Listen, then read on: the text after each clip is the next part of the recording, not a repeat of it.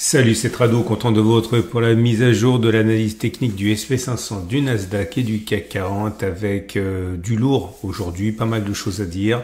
Tout d'abord, un petit tour de l'actualité du SP500 qui guide les marchés. Également, un petit point pédago très important parce que j'ai quand même été très souvent sollicité par un point ici et ça mérite quand même que je fasse un petit détour pédagogique par rapport à ça. Pas de backtest parce que justement, il y a un point pédago et puis pour être transparent, j'ai rien trouvé. Et dernière chose, on commence l'opération teasing marketing. Il y en a marre d'être complètement nul en marketing, donc je me lance et je vais essayer de vous teaser jusqu'au 1er juillet pour vous parler de cette nouvelle offre du Club des Tradosoriens.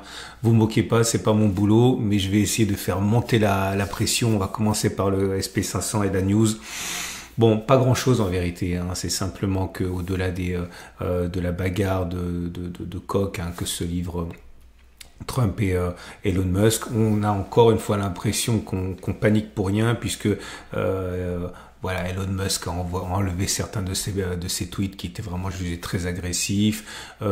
Trump a dit ouais ben d'accord, mais finalement je vais finalement pas me débarrasser de ma Tesla. Imaginez-vous l'action Tesla, la capitalisation de Tesla a augmenté de 5% seulement parce que Donald Trump a dit qu'il n'allait pas béner sa Tesla.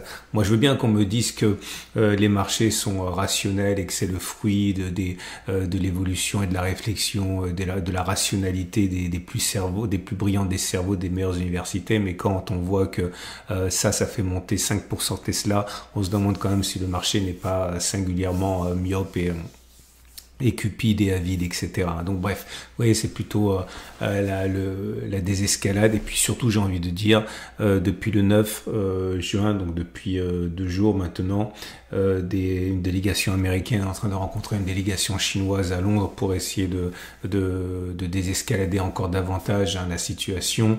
Bon, j'ai envie de dire que la situation est plutôt favorable et du coup ça crée un contexte assez favorable aux actions. Donc on ne parle pas de la Russie, on ne parle pas des émeutes à Los Angeles, on ne parle pas de la pression au Moyen-Orient, non, on parle simplement actuellement de ce qui fait plaisir au marché.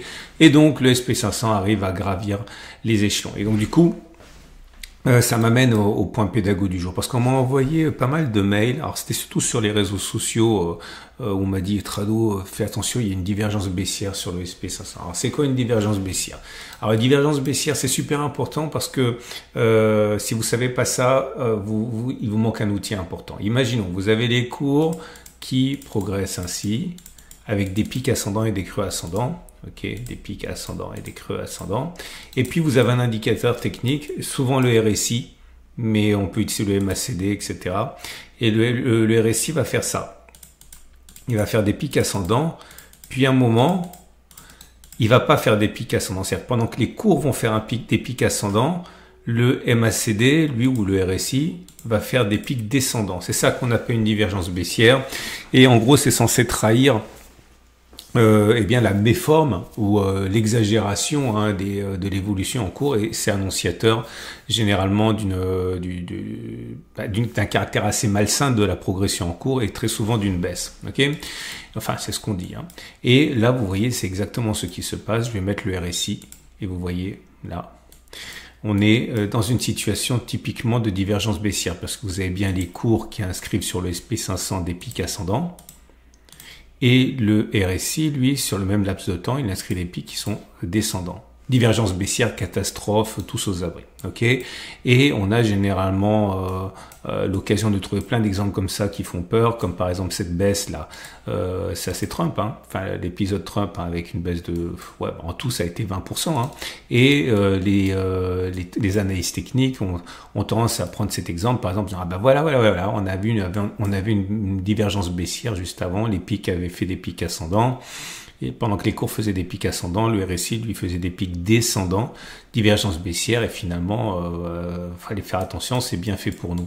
Un autre exemple là, magnifique, on avait des pics qui étaient ascendants, ok, non, c'est pas celui-là, c'était celui-là. Voilà, on avait des pics qui étaient ascendants. C'était sur la période de 2023, juillet. Les pics étaient descendants sur les RSI et derrière les cours se sont effondrés en tout de 10%. Ok. Et puis on peut trouver plein d'exemples comme ça. Regardez là, ça c'est 2022 aussi. Pic ascendant sur les cours, mais pic descendant sur le RSI et derrière badaboum. Ok. Le problème, c'est qu'on est en plein ici dans le biais du survivant. C'est-à-dire que je vais vous parler de cette petite histoire que j'adore. Ok, alors ça a été beaucoup romancé et je vous avoue que moi je préfère la version romancée aussi, hein, c'est normal. Mais je vais essayer d'être le plus objectif possible. Donc, vous avez l'expérience. Alors j'ai trouvé ça sur Wikipédia, mais vous le trouvez partout. Hein. C'est cette expérience-là. Alors c'est rentré dans l'iconographie du trading en même temps que du biais du survivant. L'idée, c'est que cette image est censée représenter ce que les ingénieurs de l'aéronautique pendant la Deuxième Guerre mondiale américains ont reçu. Et on leur dit, bah voilà, regardez la tête des avions qui reviennent à la base, nos jolis bombardiers, bah ils se prennent plein de prunes là. Qu'est-ce qu'on fait? Et les ingénieurs se sont donc concentrés sur les points d'impact et ils ont dit, bon bah voilà, faut mettre des renforts ici. Ici, puisque les avions qui reviennent à la base sont criblés de balles dans ces endroits. Et là, Wald,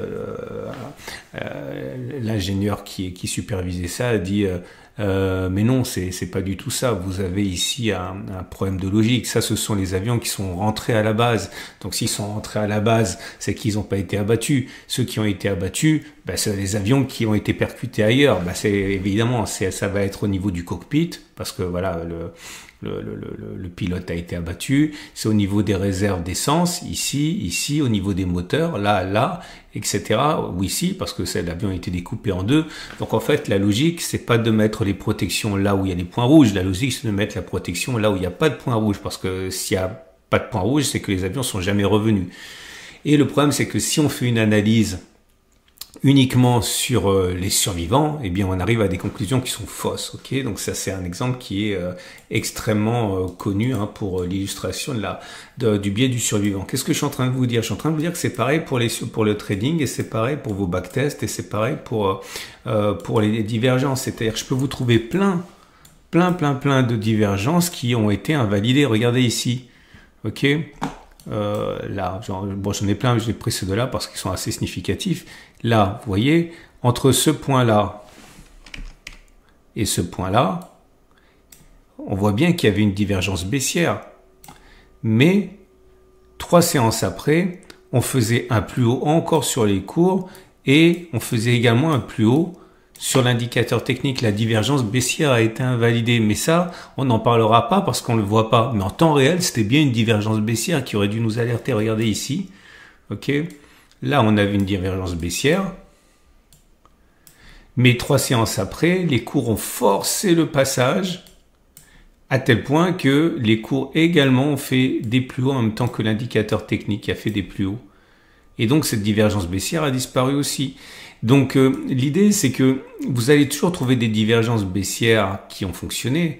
Le problème, c'est que notre cerveau a tendance à regarder, non là c'est qu'on a un biais de confirmation et un biais de validation, les deux en même temps, hein.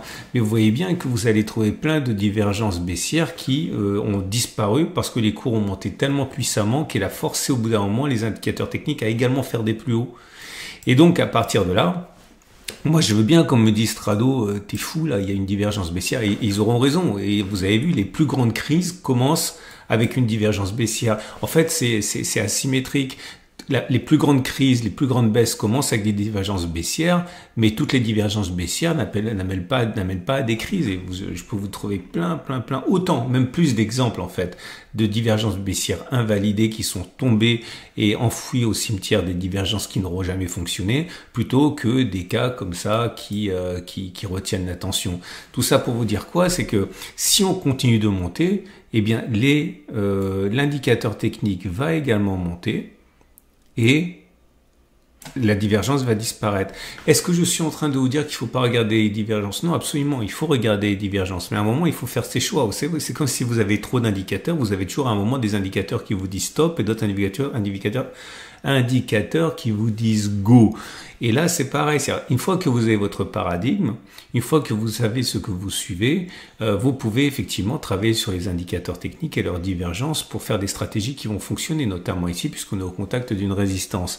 Mais il ne s'agit pas non plus de complètement, je veux dire, rendre subjectif les choses de telle manière que vous les voyez quand ça vous arrange et que vous ne les voyez pas quand ça vous arrange pas. Il y a une divergence baissière et si ça baisse, on pourra me dire à juste titre, ah bah ouais, il y avait une divergence baissière, c'est vrai. Mais pour l'instant, j'ai d'autres éléments qui m'incitent à le faire quand même et j'accepte l'idée. Mais vous avez remarqué également que puisque vous le savez, je suis rentré en position acheteuse ici, j'ai intégré l'idée qu'on puisse avoir une divergence baissière qui entraîne une baisse et si ça baisse, je suis capable de le tenir puisque vous savez que mon stop de protection il est en dessous ici.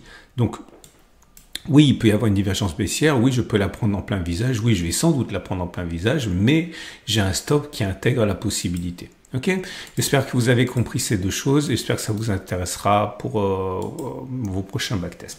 Ce qui nous amène donc, là ça va être une vidéo longue, au trade sur le SP500, c'est toujours pareil, j'ai envie de dire. Hein.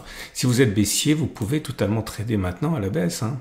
Ok, on peut trader à la baisse, spéculer maintenant, pareil sur un retour par exemple sur le gap numéro 1 ou le gap 2, stop de protection au-dessus. Si vous êtes acheteur, soit vous attendez maintenant, je pense que l'on franchisse la résistance et en cas de pullback ou de throwback, vous achetez sur signal ou pas, stop de protection en dessous, ou alors vous attendez que l'on revienne ici. Vous achetez, stop de protection en dessous, c'est jouable. Quant à moi, je suis déjà rentré, hein. Vous savez exactement pourquoi. Hein. Pour le Nasdaq, c'est exactement pareil, en mieux, puisque en mieux, non. Je vais simplement dire que l'objectif de l'Ichimoku a déjà été rallié, mais on est également en contact d'une résistance. Vous avez exactement les mêmes problématiques. Alors si vous regardez le RSI, vous allez retrouver là aussi une divergence baissière.